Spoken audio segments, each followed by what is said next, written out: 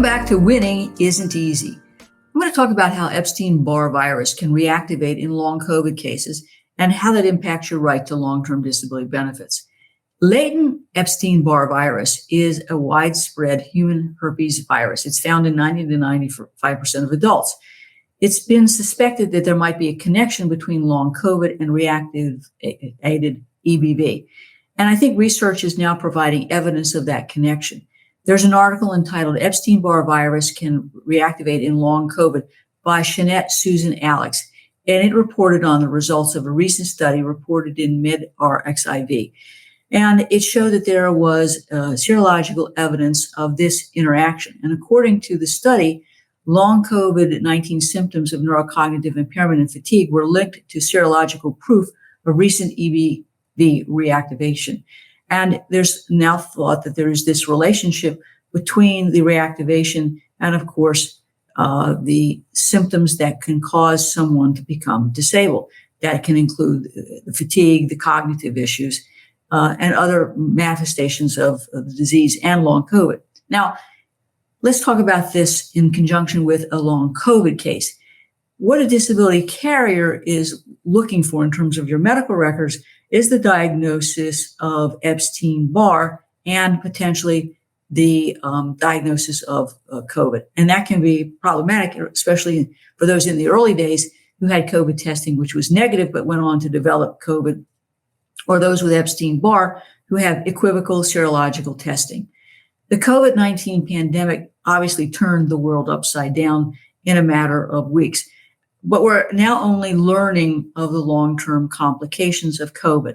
And I think that it's important for those individuals who went on to develop long COVID or to have reactivated Epstein-Barr to prove the underlying basis of the diagnosis and the complications. Neurological, cardiovascular, pulmonary problems are easy to prove based on objective testing.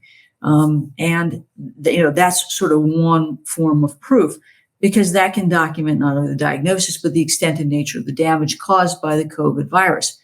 In other words, one way to get around, if you will, the negative COVID testing is to document the known sequelae of long COVID by body symptoms and by objective testing, like neurological, cardiological, or pulmonary testing. So we can get around the lack of diagnosis, if you will, in quotes, and objective testing by going backwards, if you will, into the affected organ system and document objectively that there has been damage. So that objective testing is really important. Now, what also is important, obviously, is the reactivation of the EBV. Testing certainly can be used from a serological standpoint. But again, if that's negative or equivocal, that can be problematic also. But I think you can backdoor it just like you can backdoor the long COVID type situation by going after body systems. Now, just because you have positive testing doesn't mean you're out of the woods, because disability carriers are challenging the testing and the diagnosis. I think that we don't necessarily want to get hung up with the diagnosis, but rather address the symptoms of neurocognitive impairment, fatigue, and the other symptoms that we will see with a combination of both. These can be objectively confirmed by neurocognitive testing and cardiovascular pulmonary exercise testing, known as CPET. Disability carriers dislike Epstein-Barr and long COVID cases that involve cognitive impairment and fatigue. And I think these two objective types of testing are really key to proving that you are in fact disabled. And I think that this recent study that I cited can help prove the connection between COVID-19 and EBV in your case. In submitting my appeals, I am always bringing medical literature to the attention not only of the disability carrier, but I also am providing this information to physicians so that they are educated and can help us tie together this medical literature and the basis of the disability. Now, I have to point out that the study I just cited is not a peer review report, but I think that it could help.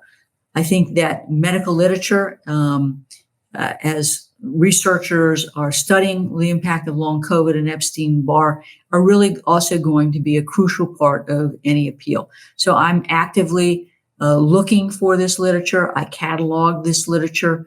And so when I have a long COVID case or I have an Epstein-Barr case, I am using this medical literature as a supplement to show that there is scientific proof for what we're trying to prove here in terms of this relationship.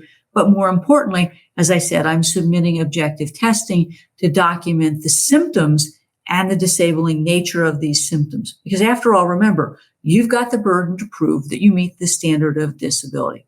Got it? Let's take a break. Are you a professional with questions about your individual disability policy? You need the Disability Insurance Claim Survival Guide for Professionals. This book gives you a comprehensive understanding of your disability policy, with tips and to-dos regarding your disability application that will assist you in submitting a winning disability application.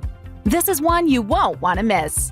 For the next 24 hours, we are giving away free copies of the Disability Insurance Claim Survival Guide for Professionals. Order yours today at disabilityclaimsforprofessionals.com.